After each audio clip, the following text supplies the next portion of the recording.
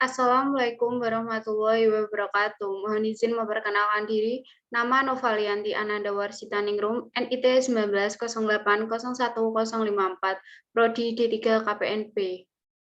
Dalam kesempatan kali ini, saya akan membahas materi mengenai diksi. Yang pertama, pengertian diksi. Pengertian diksi menurut para ahli. Menurut Indre, diksi merupakan pilihan kata yang tepat dan selaras dalam mewakili perasaan yang nyata dalam pola sebuah kalimat. Menurut KBBI, diksi merupakan penggunaan kata yang tepat dalam penggunaan di dalam sebuah gagasan pokok pembicaraan pada pilihan kata. Yang kedua, ada fungsi diksi. Fungsi diksi di antara lainnya adalah untuk memperindah kalimat. Pengarang atau penulis juga bisa membuat cerita itu menjadi lebih runtut, membuat para pembaca memahami apa yang ingin diutarakan atau disampaikan oleh penulis atau pengarang, membuat komunikasi lebih efektif dan juga lebih efisien, menggambarkan ekspresi yang ada pada gagasan, membuat gagasan yang tepat. Selanjutnya, ciri-ciri diksi. Di bawah ini merupakan ciri-ciri diksi di antara lainnya. Tepat dalam pemilihan kata untuk dapat mengungkapkan gagasan atau juga hal-hal yang diamanatkan. Dapat digunakan untuk membedakan secara tepat nuansa makna serta bentuk yang sesuai dengan gagasan serta juga situasi serta nilai rasa pembaca. Menggunakan pembendaraan kata yang dipunyai masyarakat bahasanya, serta dapat menggerakkan dan juga memberdayakan kekayaan itu menjadi jaringan kata yang luas.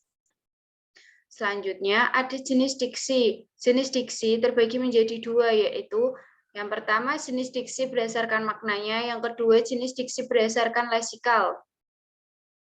Jenis diksi berdasarkan maknanya terbagi menjadi dua. Yang pertama, makna denotatif atau makna asli, atau juga makna yang sebenarnya dari suatu kalimat ataupun kata. Contohnya, badania sangat gemuk. Kata gemuk memiliki makna denotatif, keadaan tubuhnya yang lebih besar dari ukuran badan normal. Yang kedua, ada makna konotatif. Makna konotatif adalah menyatakan makna yang memiliki arti bukan yang sebenarnya dari sebuah kalimat atau kata. Contohnya, Nanda sangat bahagia mungkin karena dia mendapat durian runtuh. Kata durian runtuh tersebut dapat diartikan bahwa Nanda sedang mendapat banyak keuntungan. Jenis diksi berdasarkan leksikal. Dalam jenis diksi dengan berdasarkan leksikalnya terbagi menjadi sebagai berikut. Yang pertama, sinonim. Sinonim merupakan kata yang mempunyai makna yang sama. Atau dengan kata lain, sinonim merupakan sebuah persamaan kata. Contohnya, cantik sama dengan elok, lezat sama dengan enak, pintar sama dengan pandai. Yang kedua, ada antonim. Antonim merupakan kata yang mempunyai makna yang berlawanan. Artinya, dalam kata lain, antonim ini merupakan lawan kata. Contohnya, naik lawan katanya turun, besar lawan katanya kecil, banyak lawan katanya sedikit, tinggi lawan katanya pendek. Homonim merupakan kata yang mempunyai makna berbeda, namun pada lafal atau ejaannya itu sama. Contohnya, pada pertengahan bulan kami akan melaksanakan ujian. Bulan purnama tersebut terlihat sangat jelas dan banyak bintang yang menemaninya. Kata bulan pada contoh kalimat di atas memiliki lafal dan ejaan yang sama tetapi mempunyai arti atau makna yang berbeda. Apabila pada kalimat pertama kata bulan menunjukkan tanggal, sedangkan pada kalimat dua menunjukkan bulan yang ada di langit. Selanjutnya ada homofom, merupakan kata yang mempunyai makna serta ejaan berbeda, namun mempunyai lafal yang sama.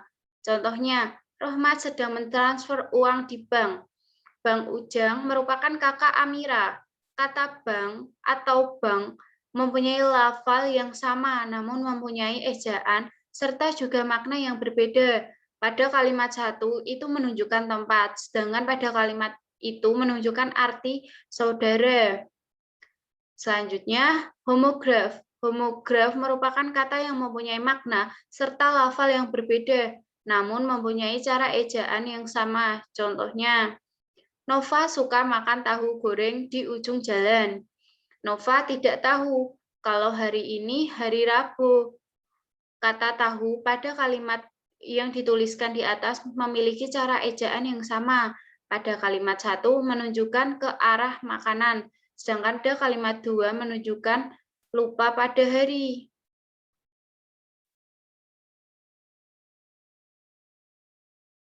Selanjutnya, polisemi. Polisemi merupakan kata yang mempunyai banyak arti atau juga pengertian.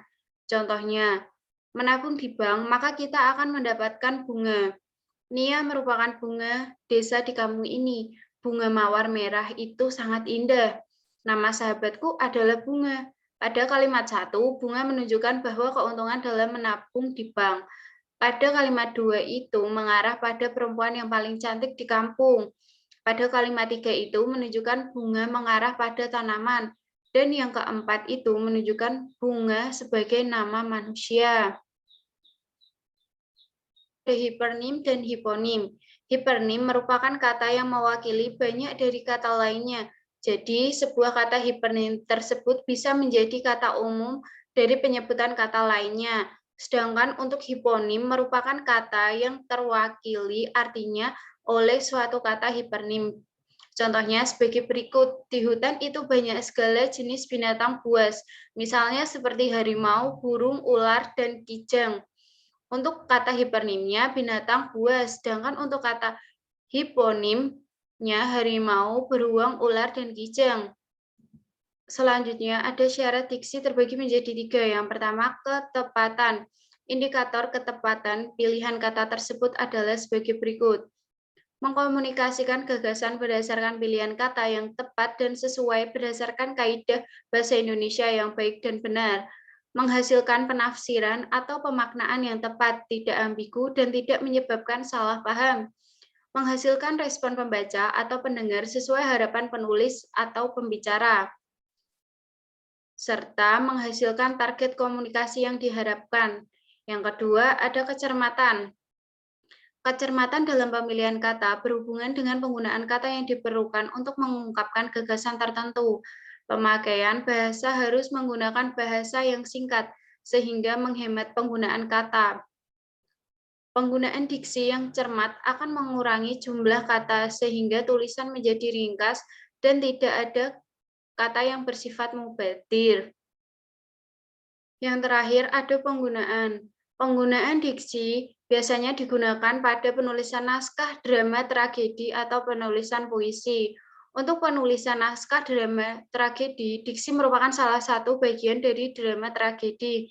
Penggunaan diksi di dalam drama tragedi adalah untuk memperjelas maksud seseorang dalam kata-katanya. Pemakaian diksi di dalam drama harus sama seperti penggunaan diksi dalam penulisan prosa dan puisi. Penggunaan diksi dalam penulisan puisi. Penulisan puisi memerlukan diksi yang cermat. Pemilihan kata di dalam puisi harus dipertimbangkan secara menyeluruh dari segi makna, susunan bunyi, dan hubungan antara kata dalam barisan dan bait. Penggunaan kata dalam puisi bersifat konotatif, sehingga diksi memiliki kedudukan penting. Pemilihan kata berpengaruh pada jumlah makna yang dipikirkan oleh para pembaca puisi. Dalam penulisan puisi, diksi harus indah dan selaras. Diksi di dalam puisi ditentukan oleh sifat dari puisi tersebut. Sifat-sifat ini merupakan sifat yang dapat diamati secara emotif, objektif, imiatif, dan konotatif. Sekian presentasi dari saya, kurang lebihnya saya mohon maaf. Billahi taufiq wal hidayah. Wassalamualaikum warahmatullahi wabarakatuh.